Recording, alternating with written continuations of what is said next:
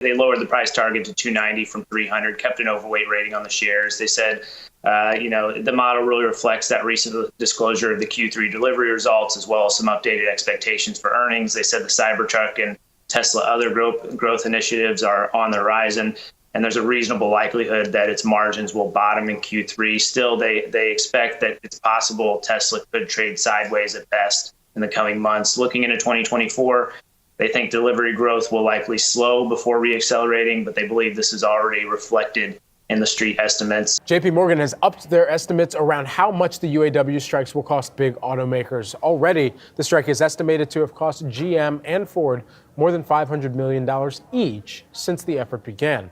And with no clear path ahead to a compromise, the damage could only continue. JP Morgan estimates that GM could continue to lose $21 million, and that's per day, and $44 million a day for Ford here. It's really interesting. Tesla has cut prices multiple times this year, and several of their models are actually really good deals. It's actually a pretty good time to buy a Tesla if you could get your hands on one. In this video, the UAW is doing its utmost to destroy, and I mean literally kill, GM and Ford. They're doing quite a job too. As we saw, both companies have now lost over $500 million each on average. All eyes, at least on Wall Street, are currently on Tesla's gross automotive margins this quarter and maybe next. And another example of Tesla paid free advertising for Tesla in the finance media once again. Another segment dedicated to what a great deal Tesla's vehicles are in the United States, with model names and specs on screen. Which is kind of weird because I thought that Elon bad and Tesla bad. Maybe they forgot. Tesla price target cut from Piper Sandler. Shares don't seem to mind it so much, Jeff, ahead of earnings. No. Yeah, I think it's an adjustment that may have been expected ahead of earnings. And it's a lot of what we've seen from analysts over the past few weeks, especially since they announced their deliveries. They lowered the price target to 290 from 300, kept an overweight rating on the shares. They said, the model really reflects that recent disclosure of the Q3 delivery results, as well as some updated expectations for earnings. They said the Cybertruck and Tesla other growth initiatives are on the horizon, and there's a reasonable likelihood that its margins will bottom in Q3. Still, they expect that it's possible Tesla could trade sideways at best in the coming months. Well, if Tesla does, quote, trade sideways in the coming months, that would be a lot more of the same. Since roughly peaking in June, Tesla's gone approximately nowhere. That being said, it has been a bumpy ride during that time, from June to its trough, down more than 20%, and from peak to trough in that period of time, down over 25%. But if you zoom out a little bit, year to date, remember, Tesla started at $108.10 per share, now $250. So making any predictions about where Tesla might go over the short term is always fraught with danger. The last 12 months has been quite a bumpy ride. The last 5 years paints a very different picture. Who remembers when Tesla stock split adjusted was around $17 a share in 2018? You know, I really wish the analysts on Wall Street would share price targets for Tesla that aren't just 12 months. But of course, that's not the rules on Wall Street. Don't you understand what a price target is? But I really want to actually see these folks, because I don't give a fuck about tomorrow, next week, next year. I want to see what do they think in 5 years, 10 years time. That's what's of interest to me. This is why, as you guys all know, my Tesla fair valuation is over a 10-year period, an entire decade time horizon. If you zoom in too close, your time horizon is too short. You miss the big picture. You just hear a price target decrease by $10 per share because margins might be bottoming out. Who cares? What do you guys think it's going to be worth in 5, 6, 7, 8, 9, 10 years from now when robotaxis have awoken? AI is a much bigger component. Software is a much bigger component. Does it scale their production to 10, 15, 20 million vehicles per year?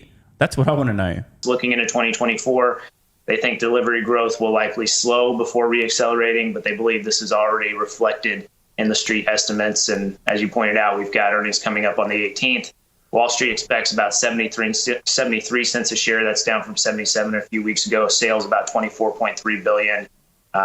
Compare that to $1.05 and 21.5 billion last year. All of this focus is really going to be on the margins because we saw those delivery numbers and we've seen Tesla cut their prices quite a few times over the last year. Rather telling comments there. All of the focus is going to be on margins as opposed to the big picture, robotaxis, AI, Tesla Vision, autonomy, their unassailable data lead, the scaling Dojo as a service in the future, the Cybertruck deliveries, ramping up production, the next generation vehicle, Giga Mexico, the humanoid robot. Nah, who cares? All eyes on margins. Interesting call that the analyst thinks it could go sideways. I don't know. Tesla likes to go up and down. sideways? Not really. Safe to say, Tesla stock is definitely more volatile than your ex-girlfriend. JP Morgan has upped their estimates around how much the UAW strikes will cost big automakers. Already, the strike is estimated to have cost GM and Ford more than $500 million each since the effort began. And with no clear path ahead to a compromise, the damage could only continue. JP Morgan estimates that GM could continue to lose $21 million, and that's per day, and $44 million a day for Ford here. However, the UAW expanded its strike to Ford's crucial Kentucky truck plant. Ford could now lose as much as $44 million per day there on the comparisons that you're seeing there on your screen. With more, let's bring in Greg Migliore, who is the Autoblog editor-in-chief. Greg, I mean, these are coming into massive sums at this point, and Ford had already come out last week and said, economically, we've already kind of hit their threshold or hit this limit. At least that's what they said. But now this is continuing to have a day-by-day impact on just production, on even hits to being able to monetize what they've already sought to bring to market in the future weeks and months here. So what type of broader impact, how much longer could we see this play out? So, as we know, the catastrophic financial losses during these strikes will continue. How much longer can we see this go on? Well, spoiler alert, the leaked memos from within the UAW, in their own words, they intend on squeezing the nuts of these companies. I don't think that's a direct quote. For a period of multiple months. We're about a month or so in. Seems to me that the UAW are not negotiating in good faith, but instead have a plan, like I said, to squeeze the nuts of these companies over an extended period of time, for months, to bleed them dry. We are talking about $million daily losses. These companies are about to suffer billions of dollars of negative cash flow for a period of half a decade, 7, 8, 9 years, maybe even a decade, just trying to successfully transition to EVs. And now you've got this. It's like they're ready to finally start sprinting in a race. And the UAW has gone and broken both their legs. It's going to be a long recovery if they can even make it. Hey, good morning, everybody. So the UAW expanding the strike to the Kentucky truck factory, you nailed it. That's the single most, I think, significant development of the strike so far. That factory accounts for $25 billion in annual revenue for Ford. That's larger than a lot of major companies. What do you think about that? Now, there's other factories that do build the F-Series, including the historic Rouge plant that's in Michigan. But this is a significant blow. The F-Series has been the best-selling vehicle in the United States since the late 1970s. So by targeting this factory, it really sort of ups the ante. It really puts more pressure on Ford. Now, on the other hand, General Motors agreeing to bring in some battery factories, allow them to be unionized as part of the master agreement, is perhaps the most significant milestone towards progress, I think. They also made some progress over the weekend with GM and Ford in the last couple of weeks agreeing to deals with the Canadian unions. So these things are possible as far as reaching an agreement. The last strike actually went about 40 days. That was a national strike against General Motors. And, it definitely, hurt that automaker for, several months, several quarters as far as profits. But right now it's tough to tell when it's going to end. So, Greg, we still don't really know about the timeline of this. Obviously, millions at stake when we break it down by that per day impact. But when we talk about a new contract and what that could potentially mean here for these automakers, any sense just how big of a hit they could take if they do, in fact, go with what the unions want to say in terms of the inclusion of the upcoming battery plants and then also just the higher salaries and benefits? Right now, it's a little hard, I think, to kind of cut through sort of the rhetoric on both sides as far as just how much of a financial impact this might have long term. We do know General Motors has signaled that they might take a $200 million hit just in third quarter earnings, which we're going to hear about later this month. So obviously, they're going to start to feel that impact immediately. Bigger picture, labor has always been a part of costs for any automaker. So whether they end up with like a 23% raise, which is what Ford most recently offered, or something closer to what the union has asked for, which was closer to 40, perhaps they meet in the middle and maybe they find a number that's tenable for both sides. So, spoiler alert, there is no number other than a reduction in compensation for paid workers that is tenable for either of these companies, unless they don't mind going bankrupt later this decade.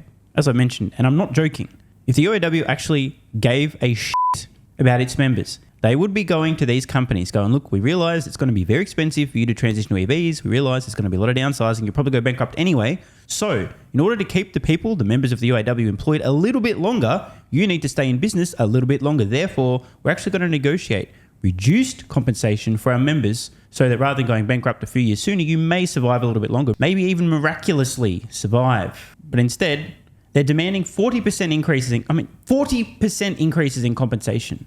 Instead of the 40% increase, the UAW members are going to get a 100% decrease when the company they currently work for goes bust. Tesla, it's a big story this week. We're going to get earnings results from the company after the bell on Wednesday. When it comes to the EV maker, lots of talk about the pressure that the price cuts are going to put on margins. And of course, this comes after their third quarter delivery numbers fell short of what the street was looking for.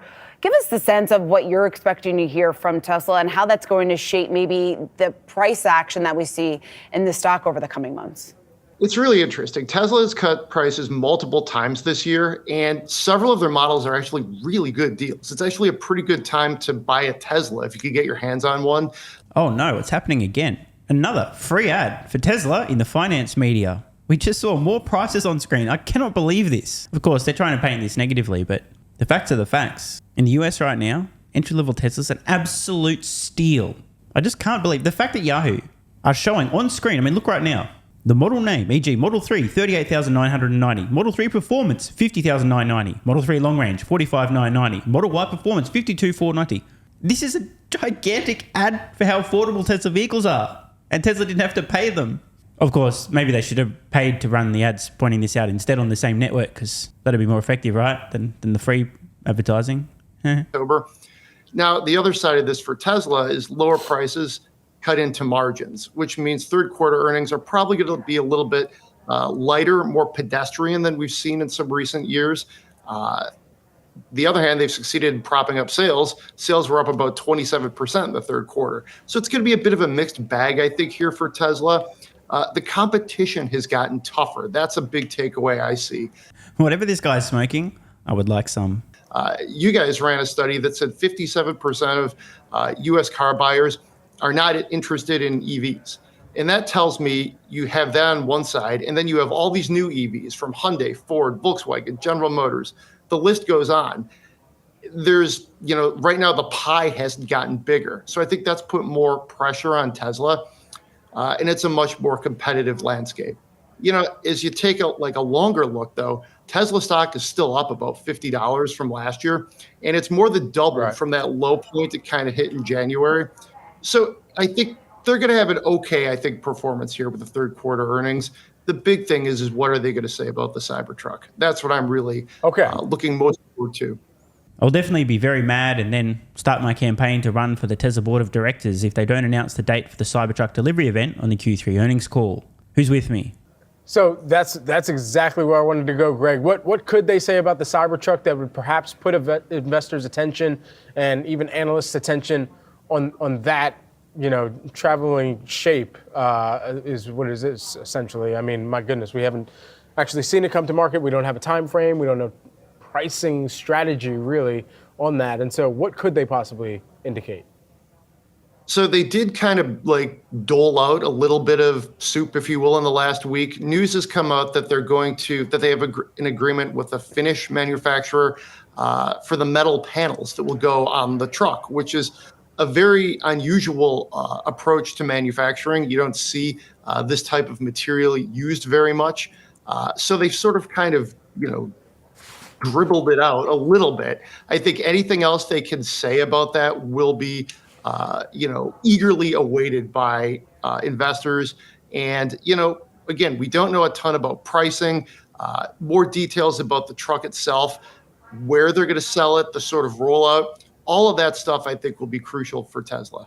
I'll be a little surprised if Tesla actually announces Cybertruck pricing and final specs before the delivery event. Of course, you never know. Keep in mind, due to the extremely dangerous plague that nearly killed every human being on Earth and the not fascist, not futile lockdowns and the blowing up of businesses and then the insane financial stimulus and the crazy inflation, $2023 aren't quite the same as they were back in 2019. So there's obviously going to be an inflation adjustment at a minimum for Cybertruck pricing.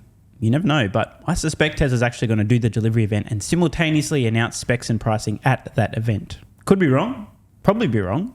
What can I say? I enjoy taking the risk of actually making a prediction that could be proven to be wrong. What do you guys think? Will Tesla announce Cybertruck specs and pricing before or at the delivery event? Want more content? Early access? Bunch of perks? Click the links in the pinned comment. Athletic Greens AG1 has given me a massive, meaningful boost in energy, allowing me to do a lot more every day, including using my brain more and using my body more. I highly recommend you guys and girls check it out. Athletic Greens AG1 is an excellent way to fill in nutritional gaps. It's got 75 high-quality vitamins, minerals, and whole food source nutrients, plus prebiotics and probiotics and digestive enzymes and adaptogens to help you deal with stress. Plus, if you click the link in the pinned comment or head to drinkag1.com/SMR, you can get yourself a 1-year free supply of vitamin D3 and K2. But don't take my word for it. Here's what some of you guys and girls have to say. AG1 has changed my life. I was, as you described, treating myself like a circus, ate like trash, rarely exercised, used alcohol as a stress crutch, cannabis also. AG1 is what gave me the kick in the ass, got me back to the gym, motivated me to do more for myself, family, my business, etc. Keep doing what you do. Now, I know there's some skeptics, the same kind of people who think Elon Musk is a fraud, reading this going, what do you thought? There's no way that's possible, bro. It must be a placebo effect. Believe it or not, this is a recurring theme. If you give your body everything it needs to feel and perform its best, including having a lot more energy, you'll need ways to use that energy. For me personally, that includes more exercise, moving my body more social activity, and more cognitively demanding tasks, including producing a fuck ton of exclusive content over on Twitter and on Patreon, plus my daily YouTube uploads. The proof's in the pudding. On to another testimonial from a viewer of this channel. SMR, you asked me to provide feedback on AG1. Here it is. It has helped with mental acuity, stamina, and intestinal waste management. Can't read between the lines. Certainly helps with regularity and digestion. That's what the digestive enzymes are for. It has also dramatically reduced my cravings for sugar. You guys need to stop eating sugar. It's fucking poison. I'm 50, 5'9", and overweight, aka a fat motherfucker. I think that's a technical term for overweight, isn't it? Is it fat motherfucker or obese? I can't remember. I average 100 hours a week in the West Texas oil fields as a safety supervisor. Jesus Christ, dude. No wonder you're struggling to keep your weight under control. 100 hours a week. Brutal. It has helped me lose weight. It is not an appetite suppressant. It can help fat people suppress cravings, and motivation to be healthier is critical for changing your diet. Love you, brother. Again, this is a great point. It's something people really don't seem to grasp. If you have more energy, everything becomes easier. It's like turning on easy mode for life. A few years ago, before I was taking AG1, my health was trash. I was struggling to get through the day, had afternoon fatigue. The last thing I wanted to do was either use my brain or move my body. Didn't have the energy. Now, my biggest struggle every day is figuring out ways to use that energy. I'm exercising way more, doing a lot more with my friends and family, and of course, my work output has increased substantially. And you can fact check me. Check out the average length of my videos I was posting to YouTube 3 years ago. Need I say more? And one final testimonial. Love this one.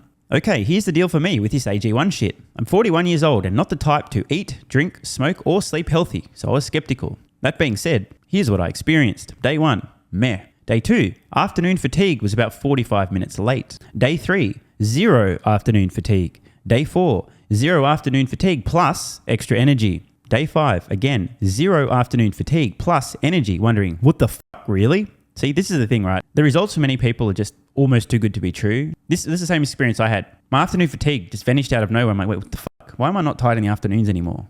Surely, it's not that AG1 shit, is it? Turns out it was. Day 6 and 7, same thing. Day 8, same thing. Plus, I had the want to get things done around the house that I normally would slack off and not get done. Again, the point, extra energy, you'll need to use it. You'll find ways to use it. Day 9, 10, and 11, and today is day 12.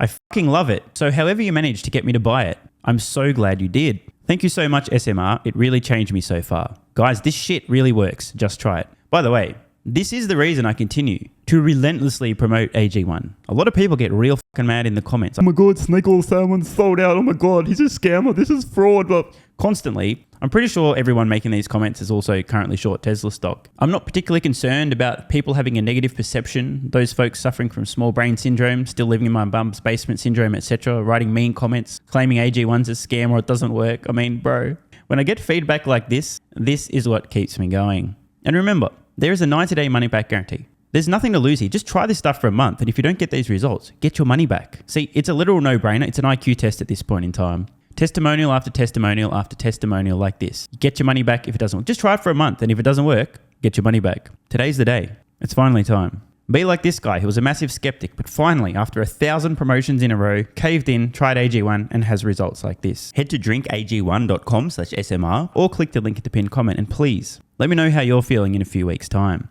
Now, if you'll excuse me, time to put my extra energy to good use. I'll be recording some more exclusive content for Patreon and my Twitter subscribers. So click the links at the pinned comment, see you over on Twitter and or Patreon, and don't forget to grab your AG1. Love ya.